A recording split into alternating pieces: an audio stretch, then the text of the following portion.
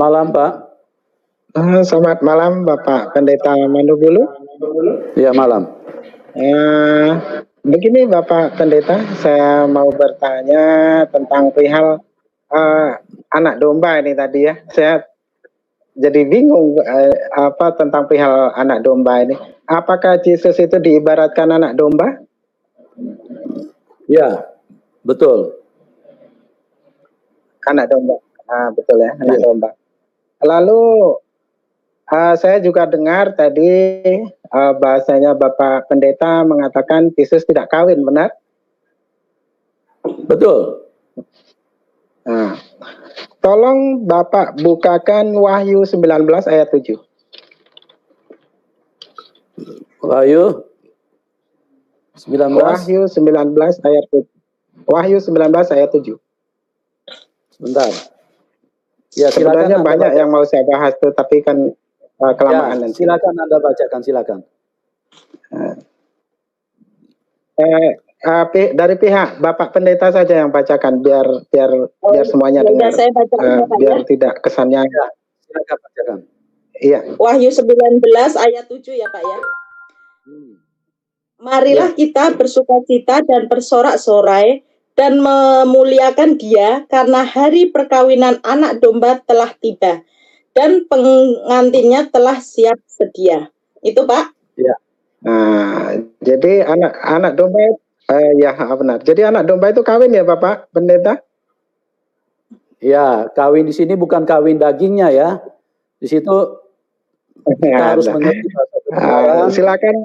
Oke Bapak Pendeta, saya rasa itu saja ya, karena memang saya dari tadi menyimak Bapak Pendeta, menyindir-nyindir agama lain ya.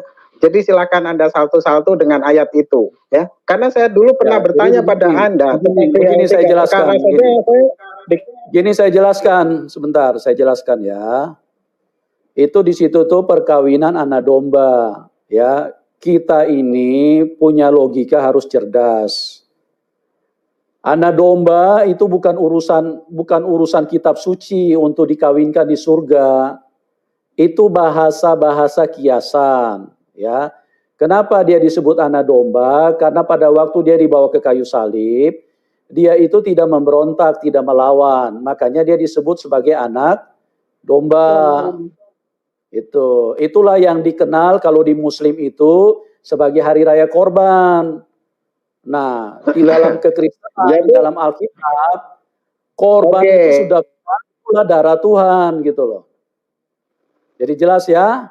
Jadi kalau misalnya Anda kurang paham, saya jelaskan kenapa seperti ada hari raya korban itu sebetulnya mengacu kepada pengorbanan daripada anak domba itu sendiri karena Tuhan tidak menginginkan darah binatang. Oke. Kalaupun umat Islam berkorban mengorbankan binatang. Ya, artinya ya sudah terputus. Oke. Kita ke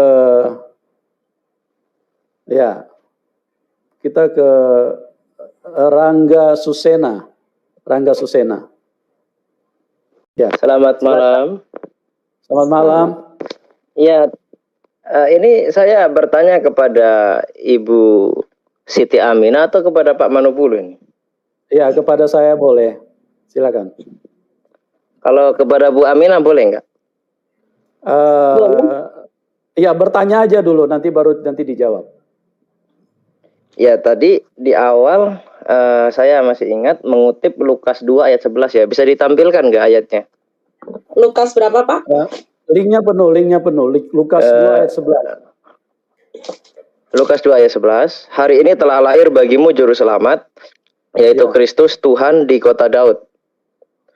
Saya rasa terjemahan ini ada yang bermasalah, yaitu di kata Tuhan itu.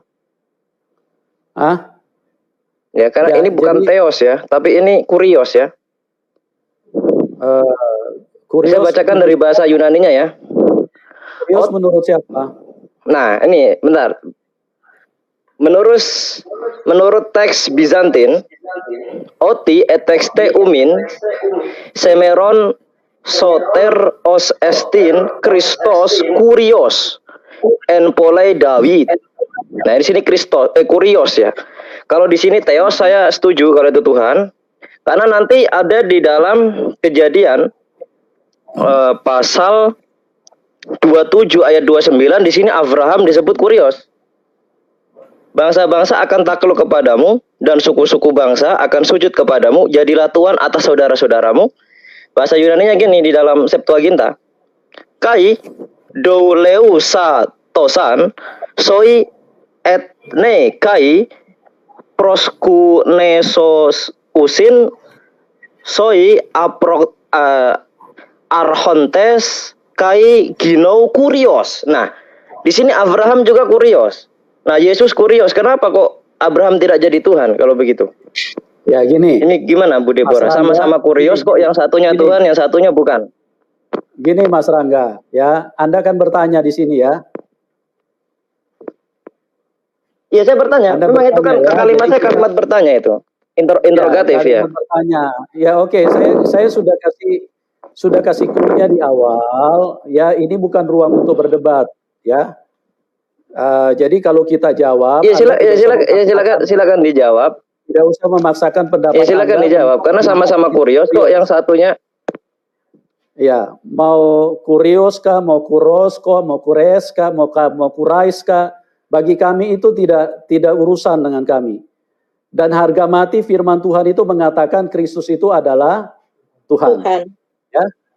Jadi Iya, silakan firman kalau dalam terjemahan Indonesia. Iya, Dalam terjemahan Indonesia Tuhan, kalau dalam bahasa aslinya Tuhan itu. Enggak, itu kan menurut Anda saja. Itu menurut Anda saja. Dengan huruf yang sama. Ya, oke. Ini apa? Terputus. Kita ke Tongkonan Borneo. Baik, Pak Yusuf. Selamat siang, Ya. Pak Yusuf. Selamat siang.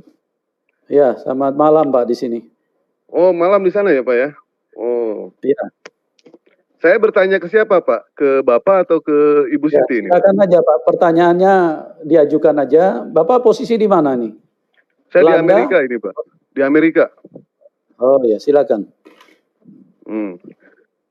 Ini, Pak, saya mau menanyakan mengenai masalah ayat Kejadian 8 ayat 21 itu, Pak. Ya. Bisa tolong dibacakan, Bu? Kejadian 8 ayat 21.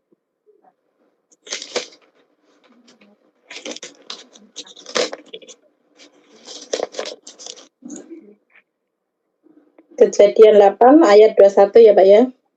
Ya. Oke. Yang judul apa varikomnya tulah keempat lalat pikat itu ya Pak ya. Bukan. Ketika Tuhan mencium persembahan yang harum. Benar salah Pak, salah. Sorry.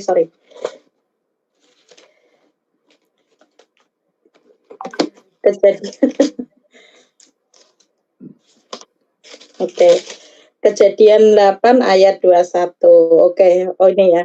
Air bah turut ya Pak ya. Bukan. Ketika Tuhan mencium ya persembahan yang harum. Iya, kan verikopnya kan air bah surut, iya. Pak. Jadi jangan mencomot ayat. Itu loh. Baik. Ya, 21. Ketika Tuhan mencium persembahan yang harum itu, berfirmanlah Tuhan dalam hatinya, Aku takkan mengutuk bumi ini lagi karena manusia, sekalipun yang ditimbulkan hatinya adalah jahat dari sejak kecilnya. Dan aku tak akan membinasakan lagi segala yang hidup seperti yang telah kulakukan. Terus? Nah, pertanyaan saya, ketika Tuhan berfirman dalam hati, ini yang mendengarkan siapa ini?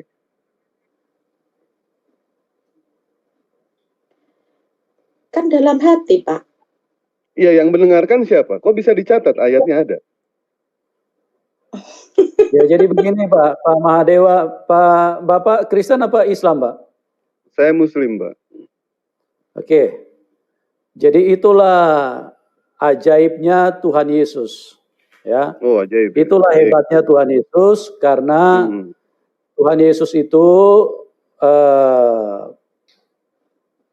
berfungsi menjadi tiga fungsi. Ada fungsi Roh Kudus, Pak. Roh Kudus itulah yang berbicara dan menjelaskan kepada Musa pada waktu itu. Terus? Gitu Pak. Ya. Tidak ini Pak. Di sini bunyinya jelas Pak, dijelaskan di sini. Berfirmanlah Tuhan dalam hati. Ketika Tuhan berfirman Pak, siapa orang yang punya kapasitas untuk mendengarkan firman Tuhan ini? Sedangkan Ya, kita itulah sebagai Roh manusia Kudus. saja Pak, sebagai manusia saja Pak, ketika kita berbicara dalam hati, tidak mungkin yang namanya kita itu bisa mendengar. Bapak berbicara dalam hati, saya tidak mungkin mendengar Pak.